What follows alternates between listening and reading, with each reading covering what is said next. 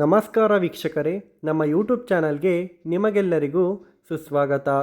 ನಾವು ಇಂದು ಶ್ರೀ ಗುರು ರಾಘವೇಂದ್ರರ ಜೀವನ ಚರಿತ್ರೆಯನ್ನು ತಿಳಿದುಕೊಳ್ಳೋಣ. ರಾಘವೇಂದ್ರ ಸ್ವಾಮಿಗಳು ಗೋಪಿಕಾಂಬ ಹಾಗೂ ತಿಮ್ಮಣ್ಣ ಎಂಬುವರಿಗೆ ಎರಡನೆಯ ಮಗನಾಗಿ ಜನಿಸುತ್ತಾರೆ. ಇವರ ಹೆಸರು ವೆಂಕಣ್ಣ ಭಟ್ಟ. ರಾಘವೇಂದ್ರ ಸ್ವಾಮಿಗಳು 1995ರಲ್ಲಿ ತಮಿಳುನಾಡಿನ ಭುವನಗಿರಿಯಲ್ಲಿ ಜನಿಸುತ್ತಾರೆ. ರಾಘವೇಂದ್ರ ಸ್ವಾಮಿಯವರಿಗೆ ವೆಂಕಟನಾಥ ಎಂದು ಹೆಸರು ಇಡಲು ಕಾರಣವೇನು ಎಂದು ತಿಳಿದುಕೊಳ್ಳೋಣ. ರಾಘವೇಂದ್ರ ಸ್ವಾಮಿಯವರು ತಿರುಪತಿ ತಿರುಮಲ ಬೆಟ್ಟದ ಒಡೆಯನಾದ ವೆಂಕಟೇಶ್ವರನ ಆರಾಧಕರಾಗಿರುತ್ತಾರೆ. ಹಾಗಾಗಿ ರಾಘವೇಂದ್ರ ಸ್ವಾಮಿಯವರಿಗೆ ವೆಂಕಟನಾಥ ಎಂಬ ಹೆಸರನ್ನು ಇಡುತ್ತಾರೆ.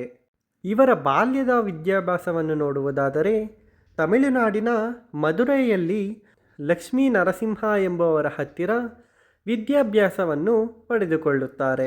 ವಿದ್ಯಾಭ್ಯಾಸವೆಲ್ಲ ಪೂರ್ಣಗೊಂಡ ನಂತರ ಮತ್ತೆ ಇವರು ಹಿಂದಿರುಗಿ ಬಂದಾಗ ಸರಸ್ವತಿ ಎಂಬವರೊಡನೆ ಮದುವೆಯಾಗುತ್ತದೆ.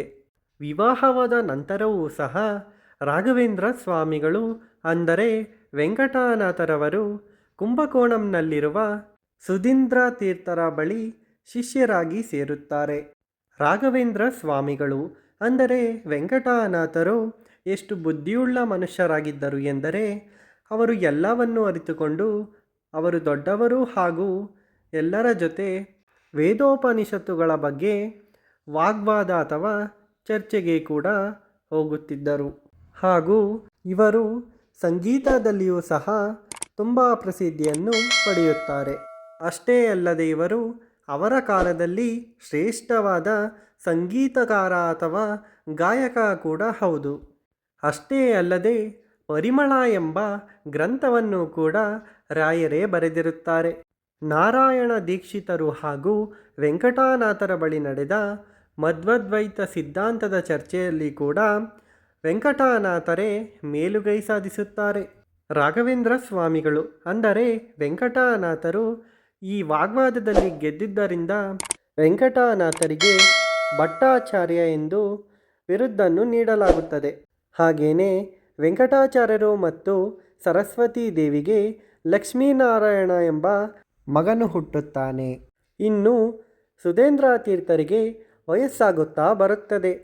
ಅವರ ಮಠಕ್ಕೆ ಒಂದೊಳ್ಳೆ ಉತ್ತರಾಧಿಕಾರಿಯನ್ನು ಹುಡುಕುತ್ತಾ ಇರುತ್ತಾರೆ. ಆವಾಗ ಸುಧೀಂದ್ರ ತೀರ್ಥರು ವೆಂಕಟನಾಥರನ್ನೇ ಸರಿಯಾದ ಉತ್ತರಾಧಿಕಾರಿ ಎಂದು ತೀರ್ಮಾನಿಸುತ್ತಾರೆ. ಅವರ ದೃಷ್ಟಿ ವೆಂಕಟನಾಥರ ಮೇಲೆಯೇ ಇರುತ್ತದೆ. ಆದರೆ ವೆಂಕಟನಾಥರು ವಿವಾಹಿತರು, ಹಾಗೆಯೇ ಸಂಸಾರಿ.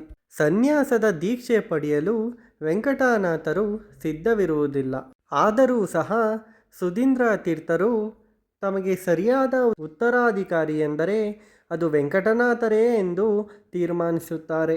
ಹಾಗೆಯೇ ಸುಧೀಂದ್ರ ತೀರ್ಥರು ಸರಸ್ವತಿ ದೇವಿಗೆ ತಿಳಿಯದ ಹಾಗೆ ವೆಂಕಟನಾಥರನ್ನು ಅಂದರೆ ಗುರು ರಾಘವೇಂದ್ರರನ್ನು ತಂಜಾವೂರಿಗೆ ಕರೆದುಕೊಂಡು ಹೋಗಿ ಸನ್ಯಾಸತ್ವದ ದೀಕ್ಷೆಯನ್ನು ಕೊಡುತ್ತಾರೆ.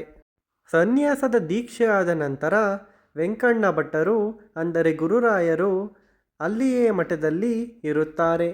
ಈ ವಿಷಯ ತಿಳಿದ ನಂತರ ಸರಸ್ವತಿ ದೇವಿಯವರು ಬಾವಿಗೆ ಬಿದ್ದು ಪ್ರಾಣವನ್ನು ಕಳೆದುಕೊಳ್ಳುತ್ತಾರೆ.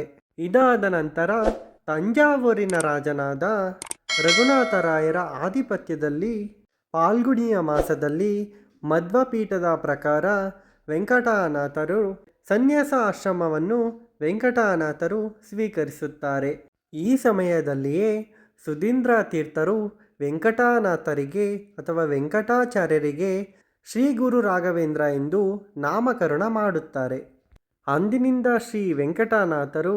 ಅಂದಿನಿಂದ ವೆಂಕಟನಾಥರು ಶ್ರೀ ರಾಘವೇಂದ್ರ ಸ್ವಾಮಿ ಎಂದು ಪ್ರಸಿದ್ಧಿಯನ್ನು ಹೊಂದುತ್ತಾರೆ. ಇದಾದ ಬಳಿಕ ಹಲವಾರು ಪವಾಡಗಳನ್ನು ನಿರ್ಮಿಸಿ ಕೊನೆಗೆ ಶ್ರೀ ಗುರು ರಾಘವೇಂದ್ರರು ಮಂತ್ರಾಲಯದಲ್ಲಿ ಬೃಂದಾವನಸ್ಥರಾಗುತ್ತಾರೆ. ನೋಡಿದಿರಲ್ಲ ವೀಕ್ಷಕರೇ, ಇದು ಶ್ರೀ ಗುರು ರಾಘವೇಂದ್ರರ ಸ್ವಾಮಿಯ ಕುರಿತು ಚರಿತ್ರೆಯಾಗಿದೆ. ಈ ವಿಡಿಯೋ ನೋಡಿದ್ದಕ್ಕಾಗಿ ನಿಮ್ಮೆಲ್ಲರಿಗೂ ಧನ್ಯವಾದಗಳು. ನಮ್ಮ ಯೂಟ್ಯೂಬ್ ಚಾನಲನ್ನು ಸಬ್ಸ್ಕ್ರೈಬ್ ಮಾಡಿ. ಹಾಗೆಯೇ ಈ ವಿಡಿಯೋ ಇಷ್ಟ ಆದಲ್ಲಿ ಒಂದು ಲೈಕ್ ಮಾಡಿ ಹಾಗೆ ಶೇರ್ ಮಾಡಿ. Thanks for watching.